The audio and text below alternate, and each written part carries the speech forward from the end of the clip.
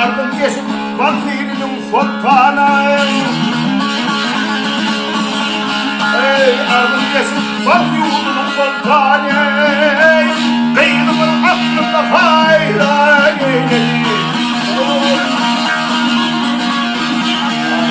Yedi yıldır bozdum kıyınıma talip. Kıyınımın aklında hayran eyledi.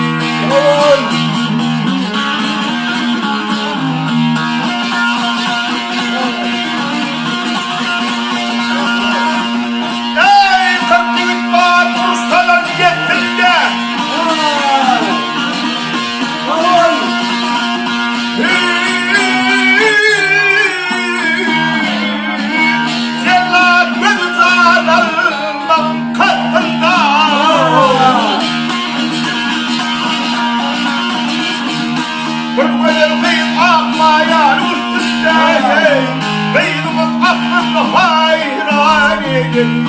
Aman!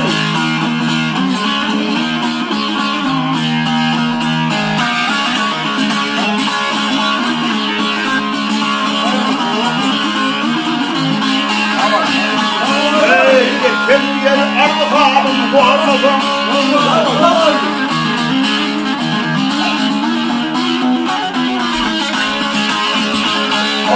Geçen ayların Arlıhan'ın bu arada.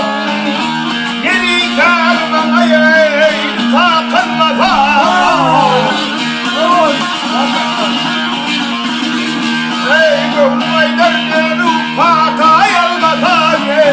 Beynim'in aklını hayran edin. Aman!